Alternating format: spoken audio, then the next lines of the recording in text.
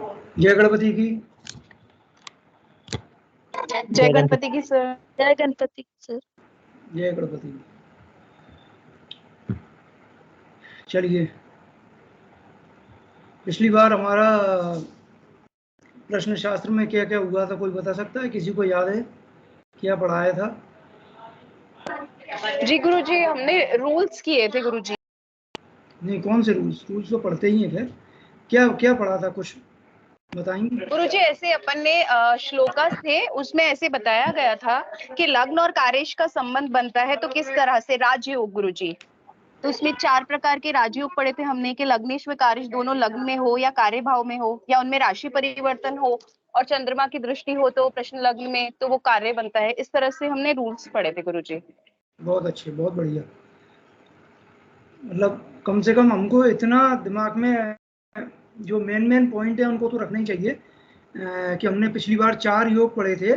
उन 4 योगों में मुख्य जो है लग्नेश और कार्येश का जो संबंध था, उसमें चंद्रमा का रोल, कि अगर चंद्रमा अगर इन्वॉल्वमेंट होता है तो उस कार्य सिद्धि को तुरंत बताता है। कार्य सिद्धि होना, अगर उसकी दृष्टि पड़ रही है, अगर चंद्रमा वहाँ पर इन्वॉल्व हो रहा है युति से या कैसे भी। तो चलिए, इसी तरह से इन्हीं योगों को लेकर हम आगे बढ़ते हैं आज। जी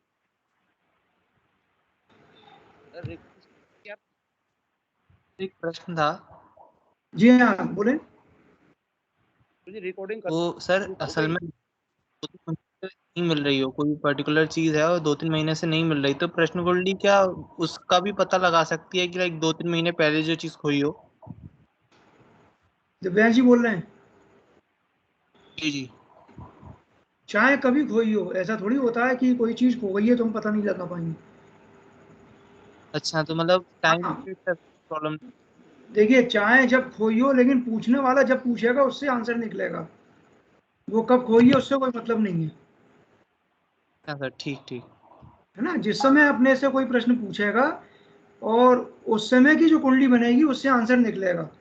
इसमें उसका कोई रोल नहीं है कि वो कब खोई है, केवल। सर मेरी एक डायरी काफी जी, समय से नहीं मिल रही है। क्या कह मेरी रहे एक हैं? डायरी खो गई है, काफी रही है, उसमें मेरी कविताएं लिखी हुई हैं, वो डायरी खो गई है, काफी समय से अच्छा, नहीं मिल रही। तो देखिए, अभी तो अपन जो है ना, मैंने पहले ही बताया था, एक सिद्धांत है कि जब कोई बात चलती है उस समय अगर हम उस बात को जोड़ेंगे तो आपका प्रश्न का उत्तर सही नहीं निकलेगा। आपको जब कभी भी लगे कि मैं इस समय पूछता हूँ, तो उस समय मेरे को आप टाइम दे देना या कॉल कर लेना या व्हाट्सअप कर देना। उस समय की जो कुंडली बनेगी तब आंसर सही निकलेगा। अभी तो चूंकि एक जनरल बात चल रही है, हम पढ़ा रहे हैं और आपने कहा कि ऐसा हो सकता है, तो इस समय चंद्रमा काम नहीं करेगा। Okay sir. है ना? जिस समय कभी लगे, दिमाग में आए कि नहीं मुझे अभी पूछना चाहिए, वो टाइम मेरे को बता देना या नोट कर लेना। अगर इसने जी हाँ, बताइए आरती। सर, मैं ये पूछना चाह रही हूँ कि जैसे जी किसी ने प्रश्न किया है और उसको पता है कि किस दिन खोई थी वो, तो वो अपने उस दिन का नक्षत्र या उस दिन की डेट बताता है, ना तो ना अपन ना को ना, फिर प्रश्न कुंडली में वो नक्षत्र देखना है या नहीं जो नहीं नई नहीं प्रश्न कुंडली अपन उस दिन की बना। नहीं, जब खोई है, कब खोई है, समय बता, उससे कोई मतलब नहीं है। जो, चाहे भले ही अपने को टाइम मालूम हो, उस चीज का प्रश्न कुंडली से कोई मतलब नहीं है, कोई उसका वही नहीं है। जिस समय आप प्रश्न पूछेंगी, चाहे उसी समय पूछ लें चाहे एक दिन बाद पूछें, उस समय जो कुंडली बनेगी वह काम करेगी।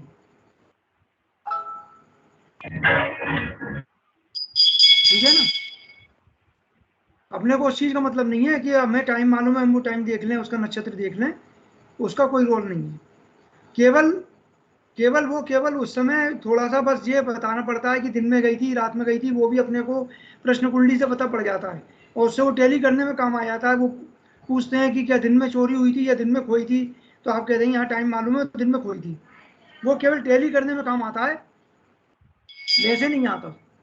वैसे तो आपको आंसर निकालना है तो नहीं, ये अपन अंधलोचन मंदलोचन दोनों लगाते हैं ना जब। क्या चीज?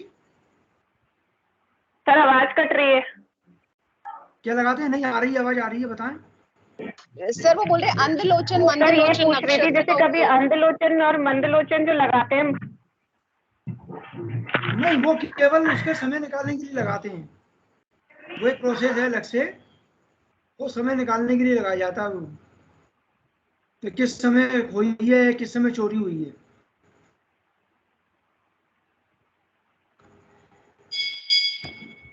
चलिए अब हम क्लास को आगे बढ़ाते हैं और जो पिछला हमने किया था उसी के कंटिन्यूएशन में आगे चलते हैं। गुरुजी रिकॉर्डिंग कर लीजिए।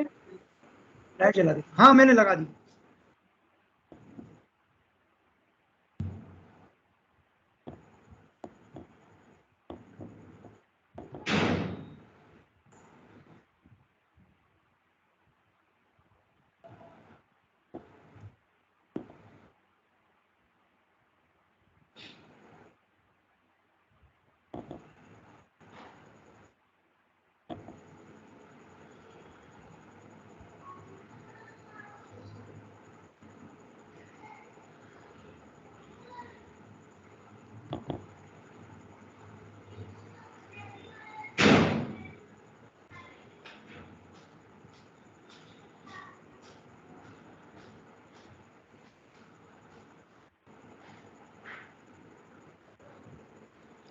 स्क्रीन दिख रही है आप लोगों को?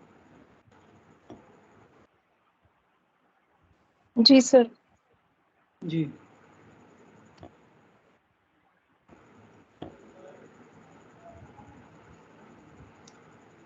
अब हम अपने कुछ इसके सूत्र हैं, उन सूत्रों को बात करेंगे आज। देखिए, सूर्य आदि 8 ग्रहों में से सूर्य, मंगल एवं बृहस्पति, इन 3 ग्रहों को आचार्य ने पुरुष ग्रह माना है और शेष को स्त्री ग्रह, और कुछ विद्वान बुध को नपुंसक ग्रह भी मानते हैं। तो जीव संबंधी प्रश्न में अमुक जीव पुरुष है या स्त्री, इसको निश्चय करने के लिए लग्न के साथ और योग कारक ग्रहों के साथ पुरुष ग्रह या स्त्री ग्रह का संबंध होने पर पुरुष या स्त्री का निर्णय करना चाहिए। क्या मतलब है? जैसे कि कई चीज़ों में हम जब देखते हैं कि जो जिस बाबत ये प्रश्न किया जा रहा है, तो वो वहाँ पर जो भी करता है वो पुरुष है या स्त्री है, चाहे वो संतान संबंधी प्रश्न हो, चाहे वो चोट से संबंधित प्रश्न हो, उसकी जेंडर प्राप्त करने के लिए, जेंडर देखने के लिए हमको जीव संबंधी प्रश्न बताए गए हैं। तो जैसे गर्भ प्रश्न में पुत्र अथवा कन्या का जन्म, चोर प्रश्न में स्त्री पुरुष का निर्णय, लाभादि के प्रश्न में पुरुष या स्त्री जिससे लाभ होगा आदि का विचार इसी आधार पर किया जाता है। तो इस प्रकार के सूत्रों से हम इन चीजों के जो प्रश्न हैं, इस तरह के जो प्रश्न हैं, उनको हम निकाल सकते हैं। मंगल, ये यहाँ पर जो सूत्र दिया है, युवा कुजा शिशु सोम शशि कृशो च मध्यमयो मंद मार्तंडे देव जय फण स्वीरा ग्रह, यानी कि अर्थात मंगल युवक है, बुध बालक है, चंद्रमा एवं शुक्र मध्य अवस्था है, प्रौढ़ अवस्था, शनि सूर्य गुरु एवं राहु वृद्ध हैं। तो एक जनरल एज के अनुसार या जनरल कैटेगरी देखने के लिए मंगल को यहाँ पर युवा बताया गया है, बुध को बालक बताया गया है, चंद्रमा एवं शुक्र को मध्य अवस्था या प्रौढ़ अवस्था को यहाँ पर वृद्ध बताया गया है। तो इसका मतलब क्या है कि जीव संबंधी प्रश्न में उसकी अवस्था जानने के लिए ग्रहों की अवस्था का निरूपण किया गया है। जैसे चोरी के प्रश्न में भी चोर की आयु का निर्णय इसी आधार पर किया जाता है। जैसे में चतुर्थ स्थान से मंगल का संबंध हो तो चोर युवक होता है। इसी प्रकार बुध का संबंध हो तो बालक, चंद्रमा और शुक्र का संबंध हो तो प्रौढ़, सूर्य गुरु शनि या राहु का संबंध हो तो वृद्ध होगा। ऐसा जो है आचार्य नीलकंठ देवज्ञ का भी लगभग यही मत है। जो हमारे सिद्धांतों में हमारे ऋषि मुनियों ने जो सिद्धांत बताए हैं उसके आधार पर यही सूत्र है कि कहीं से मंगल का संबंध हो तो युवक होगा, बुद्ध का संबंध। अब ये इस तरह के प्रश्न में तो होती है, जो मुख होते हैं उसमें भी काम आते हैं। जैसे मान लीजिए किसी ने पूछा कि पता नहीं कौन ले गया है, वो किस तरह का व्यक्ति होगा, तो पता पड़ जाता है। और अगर किसी को मालूम है तो उससे टैली करने में भी इन सूत्रों का उपयोग होता है। कि जैसे किसी ने कहा कि हाँ लगता तो यही है, कुछ ऐसे ही दिखता है कि वो कोई लड़की थी या स्त्री थी, लेकिन अंदाजा नहीं लग रहा है कि वो प्रौढ़ स्त्री थी या युवक थी या वृद्ध थी। तो अगर हम देख लेंगे तो इस तरह से हम अंदाजा लगा सकते हैं।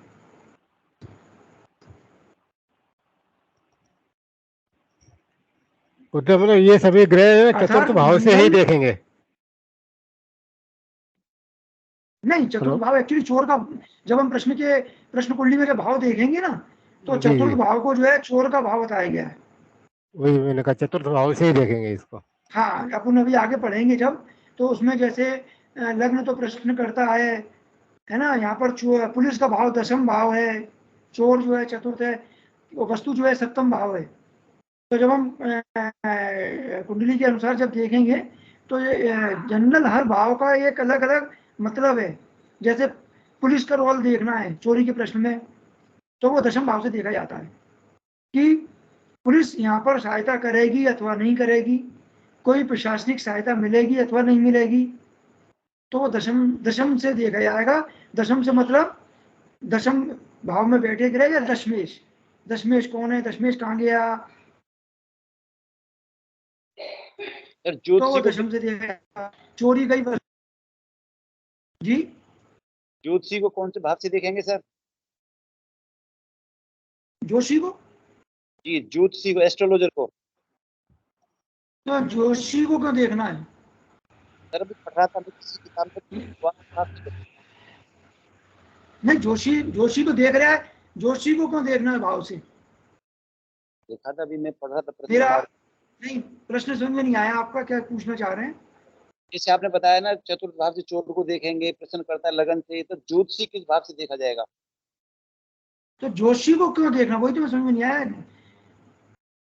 लिखा था सर, मैं बताऊंगा अभी, मैं पढ़ रहा था अभी किताब को कल, उसमें आया था ये प्रश्न कि ज्योतिषी को बाद में भाव से देख।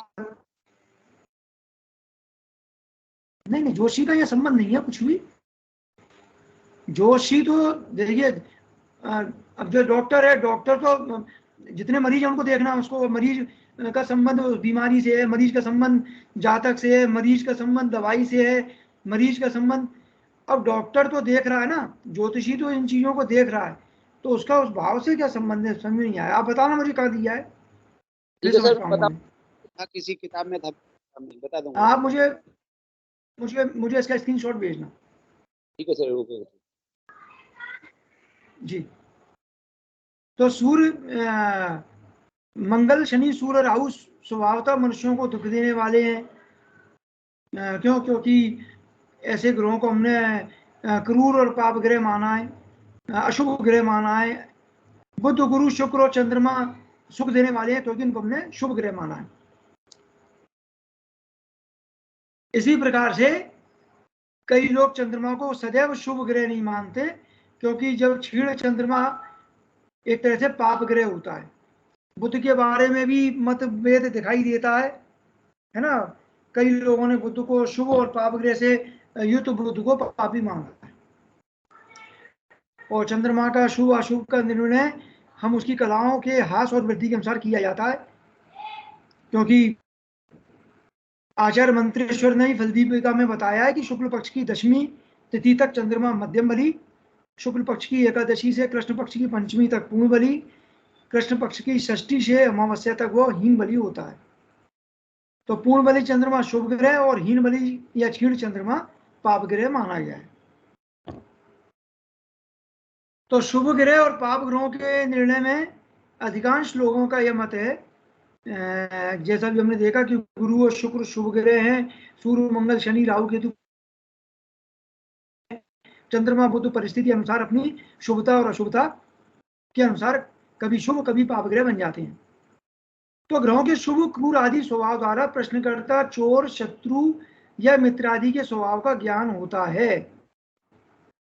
लग्न एवं चतुर्थ भाव पर शुभ ग्रहों का प्रभाव होने पर व्यक्ति शांत प्रवृत्ति, लग्न एवं चतुर्थ भाव पर शुभ ग्रहों का प्रभाव अगर होता है तो व्यक्ति शांत, मधुर प्रकृति, हसमुख, दयालु, पवित्र एवं सात्विक विचार वाला, परोपकारी, सहनशील, सच्चरित्र, उदार हृदय वाला होता है।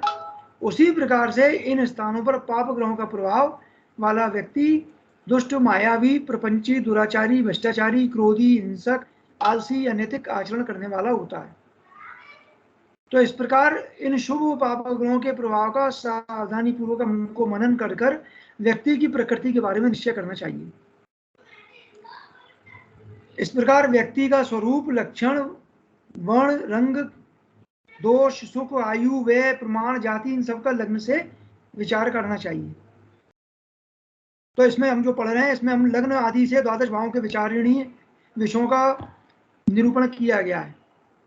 तो सबसे पहले हम यहाँ पर पूरे 12 भाव का विवेचन करेंगे कि सबसे पहले जो हमारा क्रांति व्रत या राशि चक्र का जो प्रदेश पूर्व क्षितिज से संलग्न रहता है वो लग्न कहलाता है।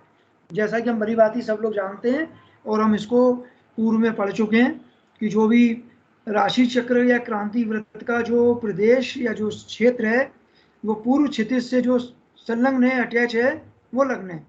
इसी प्रकार पश्चिम क्षितिज से लग्न संलग्न क्रांति व्रत के प्रदेश को अस्त लग्न या सप्तम भाव कहते हैं। और ऊर्ध्वयामोत्तर व्रत से संलग्न क्रांति व्रत का प्रदेश दशम लग्न तथा अयोध्यामृत व्रत से लगा हुआ भाग चतुर्थ भाव का आता है। तो एक अहोरात्र या 24 घंटे में जो द्वादश राशियां क्रमशः पूर्व क्षितिज में उदय होकर लग्न या तनु भाव के रूप में हमारे सामने आती हैं। और लगभग एक लग्न का, जैसा हमें मालूम है, समय लगभग 2 घंटे होता है। तो इस प्रकार लग्न के बारे में थोड़ा सा बताया कि लग्न क्या है और लग्न के जो भाव है, तो हमको लग्न से और भाव स्पष्ट की जो रीतियां हैं उनका थोड़ा बहुत ध्यान और उनका वर्णन जरूर जानना चाहिए, क्योंकि इष्टकाल या स्पष्ट सूर्य के माध्यम से जो अक्षांश और लग्न सारणी द्वारा लग्न ज्ञात करते हैं, यथा संपत्ति काल का साधन कर हम स्वदेशी अक्षांश स्पष्ट लग्न ज्ञात कर, आजकल तो हमने सीखा है तो हम अपने इसमें आधुनिक पद्धति से लग्न वगैरह निकाल लेते हैं। अब लग्न से किन विचार करने का क्या उल्लेख किया गया है, खासतौर पर जब हम प्रश्न शास्त्र के रूप से बात करते हैं तो व्यक्ति का स्वरूप, जैसे कद छोटा है, बड़ा शरीर है, पुष्ट है, लक्षण तिल, लहसुन आदि के चिन्ह, वर्ण गोरा, श्याम आदि रंग, क्लेश दुख आदि कष्ट, दोष अवगुण वगैरह, सुख में स्त्री धन पुत्र शरीर आदि का, और आयु बाल युवा वृद्ध अवस्था जाति, इन सब का विचार लग्न से करना चाहिए। तो कुछ ऐसी चीजें हैं जो जनरल कैरेक्टरिस्टिक बताती हैं एक व्यक्ति के बारे में या जिसके बारे में हम विचार कर रहे हैं, तो इन सब चीजों का विचार हमको लग्न से करना चाहिए। इसी के प्रकार व्यक्ति शील, स्वभाव, यश, स्वास्थ्य, जीवन में उत्थान पतन, प्रगति, इसका विचार भी लग्न से किया जाता है। अर्थात इसी के आधार पर मोती, सोना, रत्न, धातु समूह, किराने की वस्तुओं की तेजी मंदी का विचार धन भाव से करना चाहिए। अब जो सेकंड भाव आ रहा है, ये हम यहाँ पूरी जो विचार है, भले ही हमने अपनी कुंडली जब हमने अपना फलित जब पढ़ा था, लेकिन यहाँ विचार केवल दिमाग हम लगा रहे हैं प्रश्न शास्त्र के समय, क्योंकि प्रश्न कुंडली के समय इन भावों के अनुसार किन किन चीजों का हमको विचार करना चाहिए, या कहना चाहिए दूसरे रूप में अगर बोलो तो किस तरह के प्रश्न के उत्तर किन किन हैं, क्योंकि प्रश्नों का कोई सीमा नहीं होती। प्रश्न कोई व्यक्ति कहीं से भी कैसे भी पूछ सकता है, या उसके साथ कोई घटना कैसी भी घट सकती है।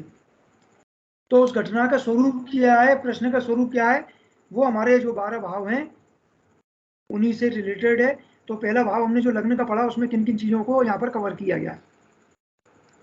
तो दूसरे भाव से जिन वस्तुओं का विचार किया जाता है उनके प्रकार में पुखराज, नीलम, माणिक, मणि, मोती, हीरा आदि बहुमूल्य रत्न, सोना, चांदी, पीतल, जस्ता, तांबा, लोहा, कांसा आदि धातुएं और किराने की वस्तुएं, दैनिक उपयोग का सामान, इनकी तेजी मंदी का विचार हमको इस भाव से किया जाता है। तो इसी के अलावा जैसे हम जानते हैं जो इसके जनरल कैरेक्टरिस्टिक है उसमें ऐश्वर्य, कुटुंब, वस्त्र, मुख, अश्व आदि का वाहन, मार्ग संबंधी कार्य, कोष आदि का विचार भी इसी भाव से करते हैं जो हमने द्वितीय भाव के बारे में पढ़ रखा है।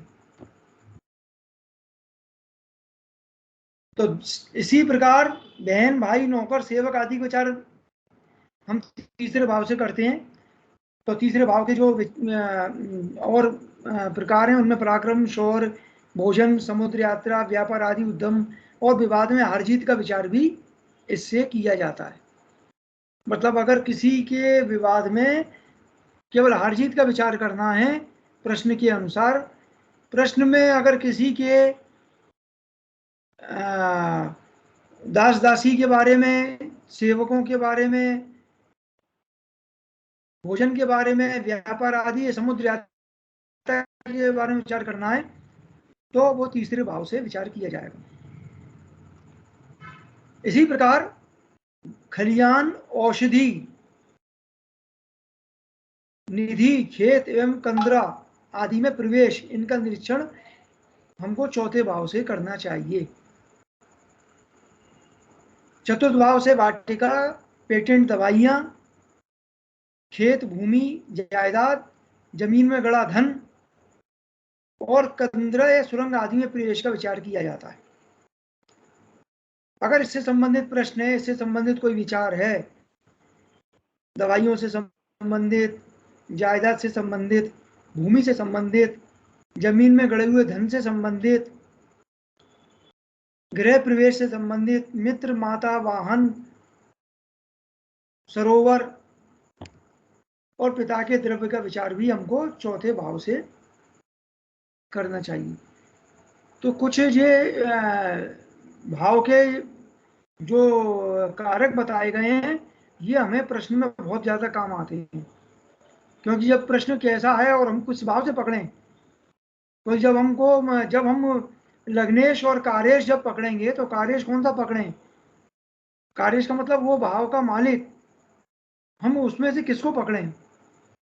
किसी का वाहन चोरी हो गया है ना, वाहन खो गया, अब वाहन का विचार चतुर्थ भाव से कर रहे हैं तो कहीं ना कहीं हमको चतुर्थ भाव भी देखना पड़ेगा।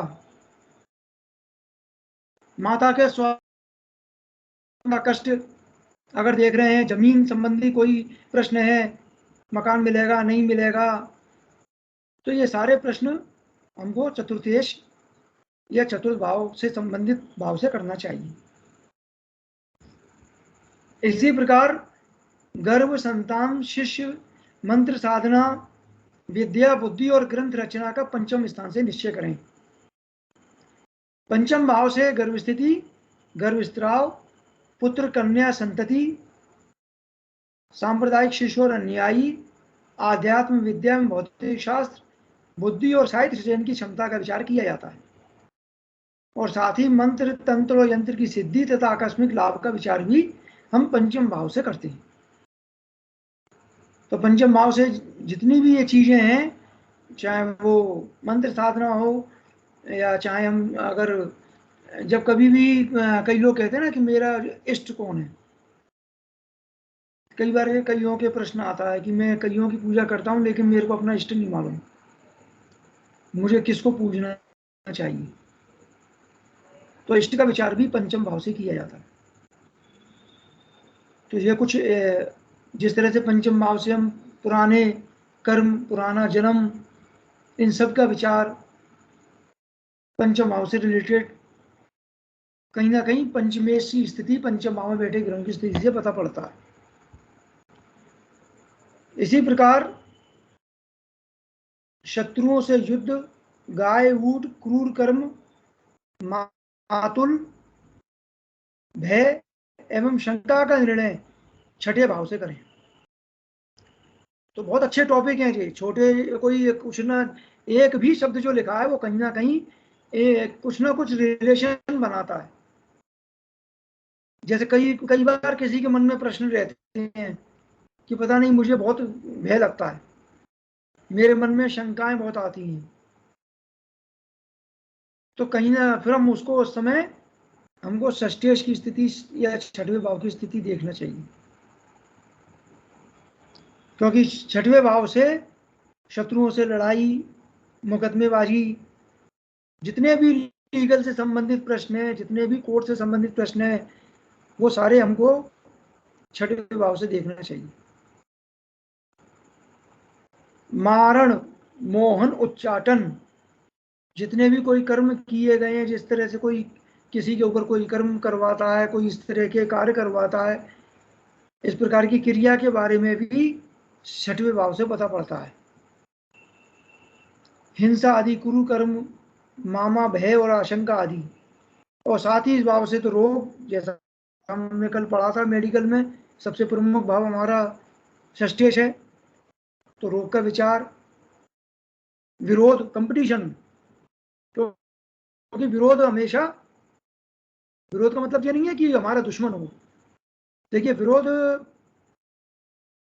एक नजर में देखा जाए तो अच्छा भी बहुत होता है, क्योंकि जब तक आलोचना नहीं होगी, विरोध नहीं होगा, तब तक कुछ अच्छा नहीं होगा। मुझे मेरे बारे में अगर मेरा विरोध नहीं पता पड़ेगा कि मैं पढ़ाने में क्या गलती करता हूं, तो मैं अपने सुधार नहीं कर पाऊंगा। तो हमारा विरोध हमारी योग्यता से, हमारा विरोध हमारे समाज से, या कंपटीशन, क्योंकि जब तक कंपटीशन की भावना नहीं होगी, तो इसलिए कई बार कहा गया है कि छठवां भाव इन मामलों बड़ा अच्छा है। छठे भाव से हम कंपटीशन भी देखते हैं। छठवां भाव जितना मजबूत होगा, उतना ही आदमी कंपटीशन में प्रबल होगा। सर एक क्वेश्चन था। छठवां भाव कंपटीशन। हाँ बताएं। सर जैसे इसमें लिखा हुआ है छठे भाव में गाय और ऊंट वगैरह, तो सर जितने भी पशु होते हैं, जैसे डॉगी हो गया या किसी के घर में कोई भी पशु पला हुआ है, वो सब छठे भाव से ही देखेंगे?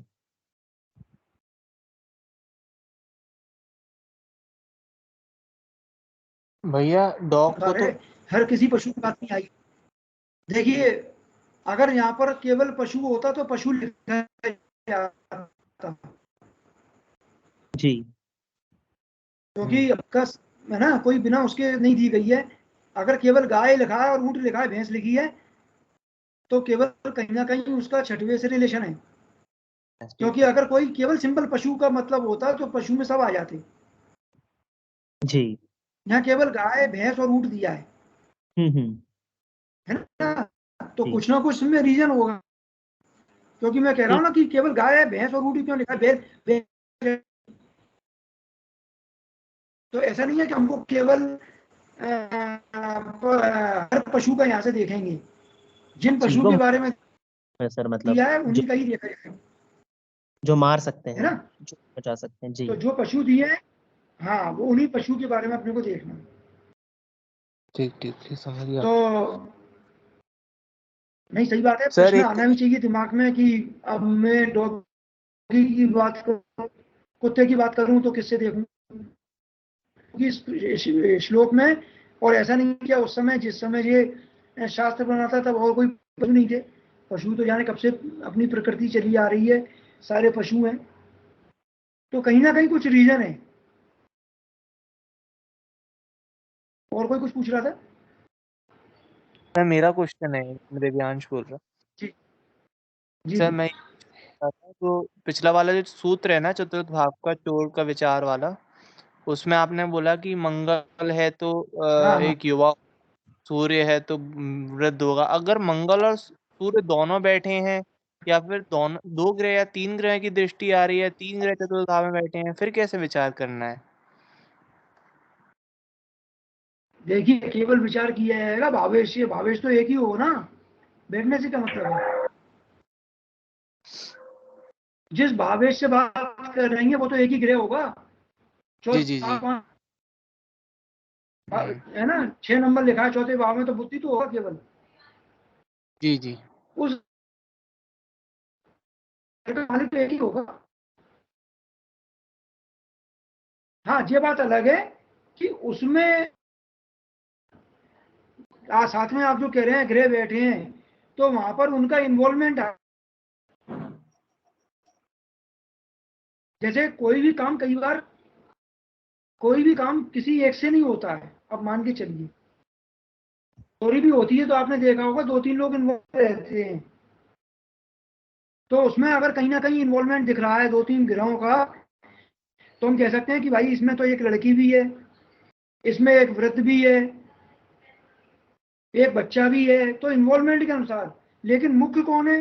मुख्य उसका भावेश होगा, जो सबसे ज्यादा मेन रोल अदा कर रहा है, वो भावेश कहलाएगा। तो भावेश तो एक ही होगा ना।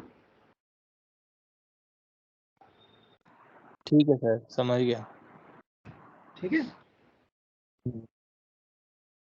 तो यहाँ पर हम देख रहे हैं छठवें भाव का रोग है, विरोध है, चोर है, विवाद है, अग्निकांड है, दुर्घटना है, चोट है, और पराधीनता का विचार भी इससे किया जाता है।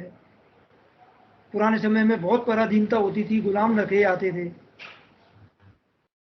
अब उसका पैटर्न भले ही चेंज हो गया, आज गुलाम किसी दूसरे रूप में भी हो गए, कहना नहीं चाहिए, लेकिन पैटर्न जरूर चेंज हो गया है। लेकिन पता पड़ जाता है कि हाँ, तो हमको उसको छठवें को देखना है। तो छठवें भाव के कारक बहुत सारे हैं। इसी प्रकार वाणिज्य, व्यापार, विवाद, आवागमन और स्त्री का विचार हम सप्तम भाव से करेंगे। तो सप्तम भाव जो कि एक लग्न का अपोजिट है, कोई भी छोटा मोटा व्यापार, आवागमन। अब इसमें विवाद भी लिखा है। अब आप कहेंगे कि विवाद तो छठे में भी लिखा था, विवाद यहां भी लिखा है, तो दोनों में क्या अंतर है? स्वाभाविक है, प्रश्न दिमाग में आना चाहिए। लेकिन सर ऐसा नहीं है कि पार्टनरशिप में विवाद। हाँ बिल्कुल सही, बिल्कुल आप, मैं यही बताने वाला था और मैं सोच रहा था देखिए कौन इसमें दिमाग लगाता है। क्योंकि वहां इस यहाँ विवाद का मतलब यही है, पार्टनरशिप में पत्नी से, क्योंकि उस भाव से संबंधित अगर कोई विवाद है तो सप्तम से देखा जाएगा। जर्नी, जितनी भी छोटी मोटी यात्राएं हैं वो हम सप्तम से देखते हैं। तो प्रश्न यात्रा के बहुत आते हैं, तो सब उसमें सप्तम का रोल रहेगा। इसी प्रकार से देखिए, जो आप बोल रहे थे वो बात इसमें भाष्य में दी हुई है। ऊपर केवल श्लोक का अर्थ दिया है और इस श्लोक का भाष्य भी दिया है। भाष्य का मतलब है कि उसको डिटेल में समझाना कि इसका मतलब क्या है। कि जैसे व्यापार लिखा है, वाणिज्य लिखा है, तो क्या मतलब है? दोनों अलग अलग, जबकि एक ही चीज लग रही है। वाणिज्य भी एक चीज है, कॉमर्स, और व्यापार भी एक चीज है, बिजनेस। लेकिन अंतर क्या है? तो इसका मतलब है कि जो व्यापारिक के विभिन्न कार्य हैं, वो सारे लेन देन है, वो इसमें आ जाएगा। व्यवसाय का चुनाव, मैं बिजनेस कौन सा करूं जो मुझे लाभ होगा, मुझे किस बिजनेस से लाभ होगा, क्या मेरे बिजनेस में मेरा पार्टनर से सही रहेगा या नहीं रहेगा। तो दोनों चीजें आ गई इस भाव में, व्यवसाय भी आ गया, पार्टनर भी आ गया। अब विवाद जो बात कर रहे थे हम, तो विवाद देख लीजिए, राजनीतिक और व्यापारिक विवाद, यात्रा तथा प्रवास से निर्वृत्ति, दोनों चीजें। यहां पर एंट्री भी और एग्जिट भी है।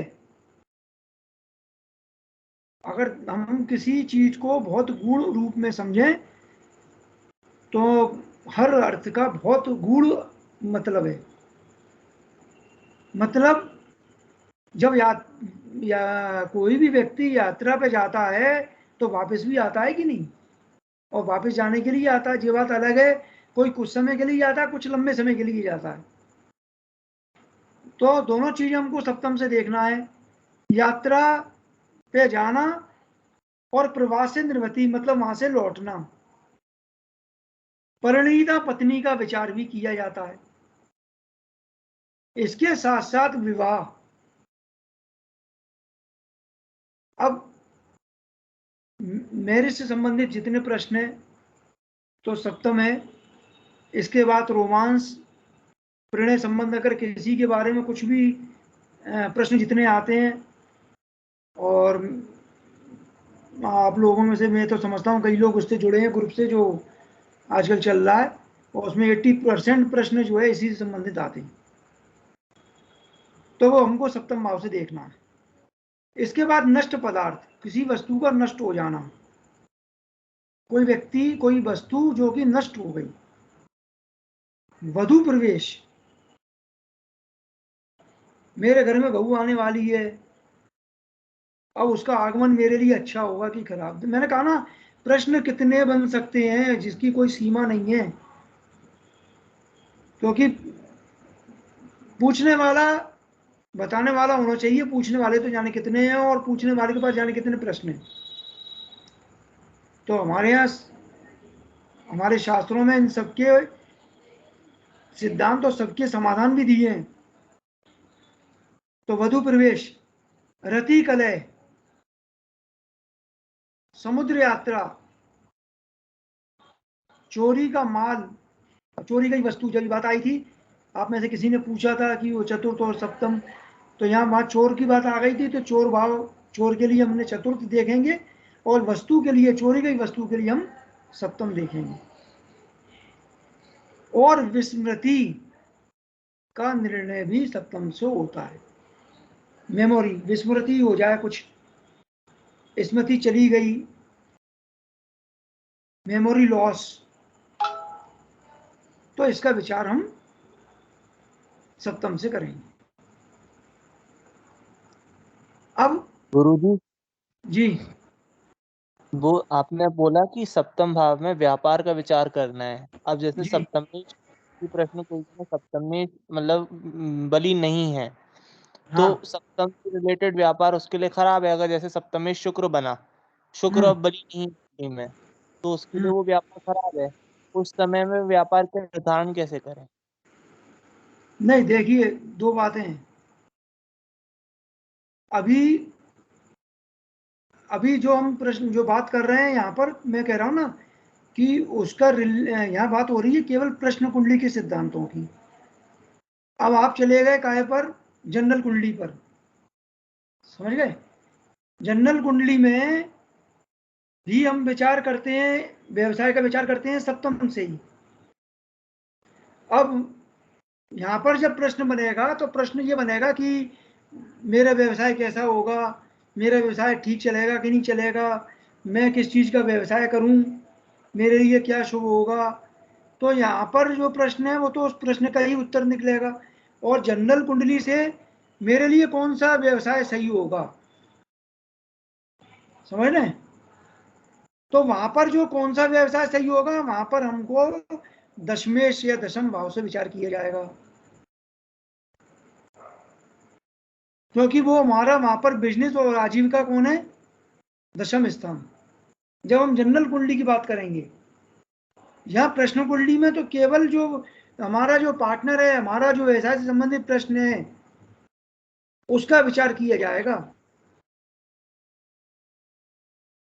क्योंकि अगर प्रश्न कुंडली में ये प्रश्न आ गया कि मैं कौन सा व्यवसाय करूं, तो यहाँ पर फिर सप्तमेश से नहीं लेंगे। कौन सा व्यवसाय करूं, आजीविका क्या होगी, नौकरी करूंगा या रोजगार करूं, नौकरी करूंगा या बिजनेस करूंगा, तो विचार यहाँ पर भावेश कौन हो जाएगा, दशमेश।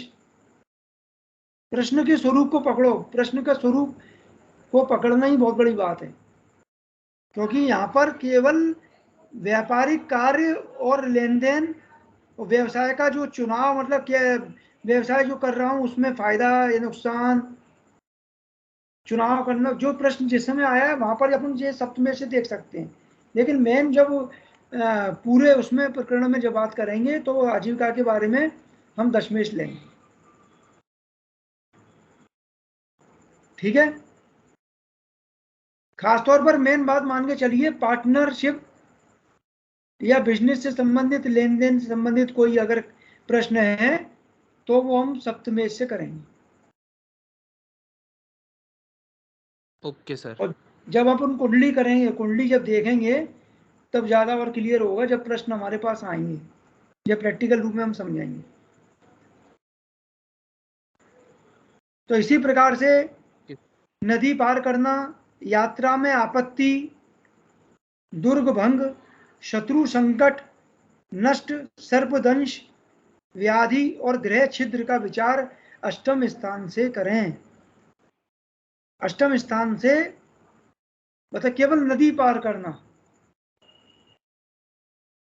अब ये बात अलग है कि आज के समय में ये सब चीज़ें थोड़ी सी वैसी हो गई हैं, लेकिन जब पुराने समय की बात थी तो ज़्यादातर आदमी नाव पार करके या नदी पार करके ही जाता था। तो प्रश्न भी कुछ इस तरह के होते थे। तो यहाँ पर केवल अष्टम बताया है, अष्टमेश का बताया है कि अगर नदी पार करना, यात्रा में आपत्ति, कोई विपत्ति आपत्ति आ रही है तो अष्टम से पता पड़ेगा। दुर्ग भंग, कोई किले पर कोई आक्रमण हो रहा है, किले पर कोई विपत्ति आ रही है तो अष्टम से। शत्रु संकट अगर कोई हो रहा है। नष्ट, सर्पदंश, सर्प का काटना या उससे संबंधित विचार। और व्याधि, कोई कष्ट है। और गृह छिद्र आदि, इनका विचार अष्टम स्थान से करें। अर्थात नदी या समुद्र आदि पार करना, समुद्र यात्रा या नदी में आपत्ति, दुर्ग पर संकट, शत्रुओं की बाधा और बंधन, मृत्यु, अपहरण, चोरी हुआ द्रव्य कहाँ गया, जो वस्तु चोरी हुई है वो कहाँ चली गई, कहाँ रखी है, तो उसको हम अष्टम भाव से देखेंगे। जो द्रव्य चोरी का द्रव्य है वो अष्टम से पता पड़ता है।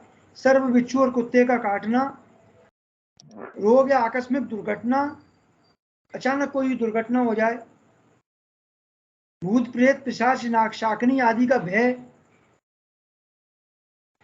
ऋण, ऊंची नीची भूमि, शस्त्र का घाव, ये सारी आदि चीजें हमको, शस्त्र का घाव, द्वंद्व, युद्ध, अपशकुन, ससुर और सास का विचार भी इसी भाव से किया जाता है। तो इतने सारी चीजों का हम अष्टम भाव से विचार करेंगे। अब आता है नवम भाव। तो नवम भाव से बावड़ी, कुआं, तालाब, जलपात, दीक्षा, तीर्थ यात्रा, धर्म मठ, धर्म स्थान का निश्चय नवम भाव से करें। क्योंकि ये भाव धर्म भाव कहा गया है, तो जन कल्याण के लिए बनाए गए कुएं, बावड़ी, तालाब, घाट और प्याऊ आदि के साथ धर्म दीक्षा, तीर्थ यात्रा, धार्मिक मंदिर, मठ, धर्मशाला, धार्मिक न्यासों का विचार नवम भाव से करें। इसी प्रकार चूंकि इसको भाग्यस्थान भी कहा गया है तो भाग्योदय, अब भाग्योदय के प्रश्न बहुत आते हैं तो हमको नवमेश देखना पड़ेगा। राज्याभिषेक है ना, इसके ही प्रश्न बहुत आते हैं आज के समय में। मैं कब जो है शपथ लूं, मुझे कब शपथ लेना चाहिए, तो इसका विचार यश, सम्मान, या मुझे शपथ मिलेगी या नहीं मिलेगी, मुझे पदवी मिलेगी या नहीं मिलेगी, और आकस्मिक लाभ का विचार हम इसी भाव से करते हैं। क्योंकि गुरु, देव और देवी कृपा का प्राप्ति का प्रतिनिधित्व भी यही भाव करता है। मतलब इसके भावेश से हम ये भी देख सकते हैं कि गुरु कृपा या देवी कृपा हो पाएगी या नहीं हो पाएगी। अब आता है राज्य, मुद्रा, नगर व्यापार, सामाजिक स्थान, पितृकर्म, वर्षा में आकाश आदि का विचार दशम स्थान से देखें। इसका मतलब क्या है, जैसे राज्य, राजगद्दी, राजनीतिक सत्ता एवं प्रभाव, राजमुद्रा, राजधानी, नगर व्यवसाय, सामाजिक हैसियत, पैतृक दायित्व, वर्षा में अंतरिक्ष का प्रतिनिधित्व करता है। इसी भाव से प्रतिष्ठा, कीर्ति, सम्मानित उपाधि, विदेश यात्रा, विशेषकर वायुयान से यात्रा एवं लोकोपवाद का प्रचार भी इससे करते हैं। तो जब कभी भी ऐसी बात आती है, ज्यादातर राजनीतिक चीज देखने के लिए, राजनीतिक सत्ता या राजनीतिक प्रभाव देखने के लिए कि मैं राजनीति में जा पाऊंगा नहीं जा पाऊंगा, राजनीतिक प्रभाव मिलेगा नहीं मिलेगा, ये सब का विचार हम दशमेश से करते हैं। अब आता है एकादश। तो हाथी, घोड़ा, वाहन, वस्त्र, धान्य, स्वर्ण, कन्या, विद्या और अर्थ का लाभ, ये सब हम एकादश से करते हैं।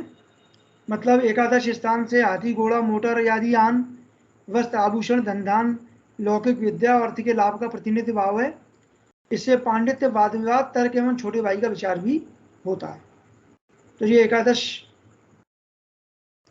और जो भी इससे संबंधित प्रश्न हो, अगर जैसे इसमें बताया है कि चाहे छोटे भाई से संबंधित हो या वाहन से संबंधित हो, धन धान से संबंधित हो, वस्त्र से संबंधित हो, अर्थ लाभ क्योंकि लाभ का भाव है, तो इससे संबंधित अगर कोई भी प्रश्न है तो हमको एकादश भाव से देखना चाहिए।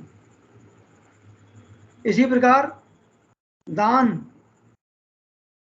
भोगोपभोग, विवाह, इच्छित कार्य, खेती और अन्य कार्य पर व्यय का विचार द्वादश भाव से जानिए।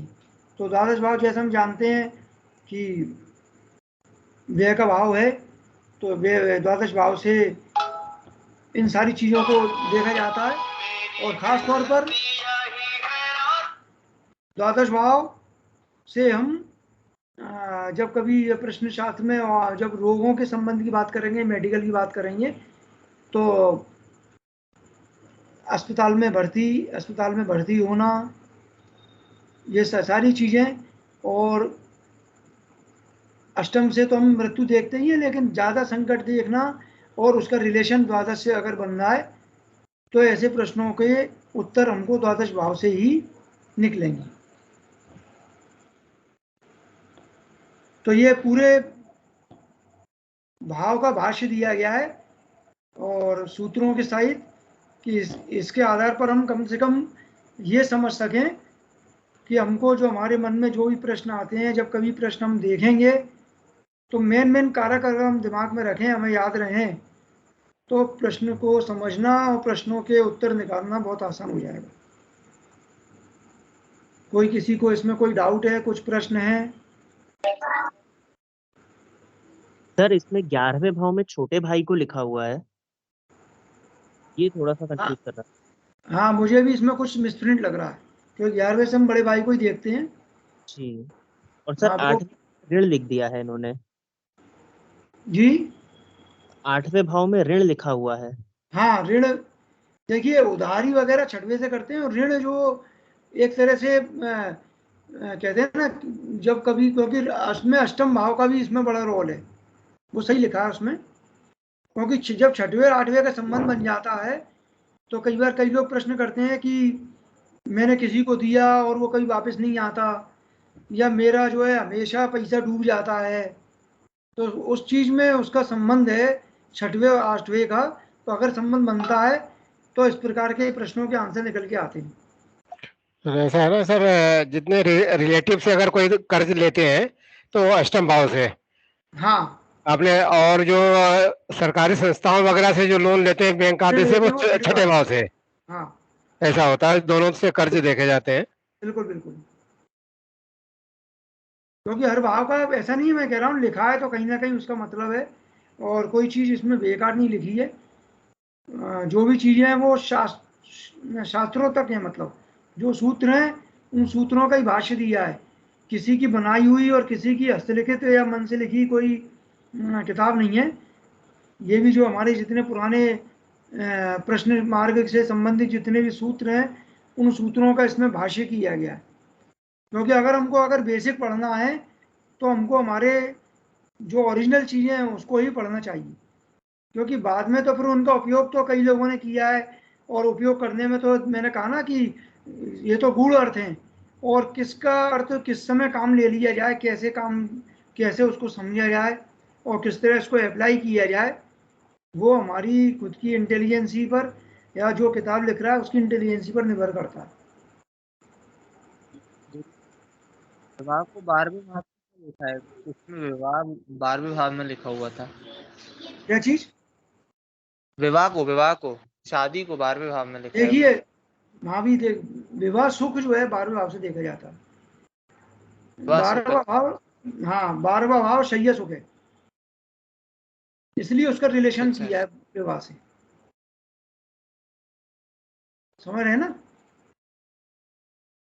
क्योंकि कई चीजों का मैं कह रहा हूं ना, सब बहुत रिलेशन सबका है।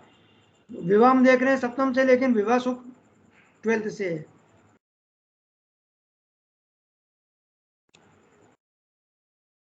और कोई डाउट किसी को?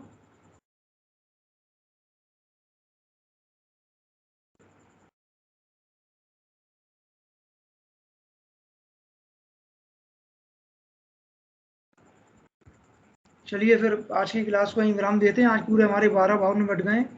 अब हम एक एक करके इन्हीं भाषाओं को आगे बढ़ाएंगे और फिर धीरे धीरे प्रैक्टिकल कुंडली पर आएंगे।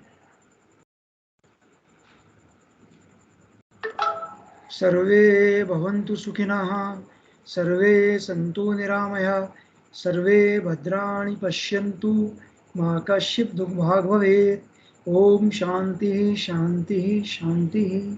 जय गणपति सभी को।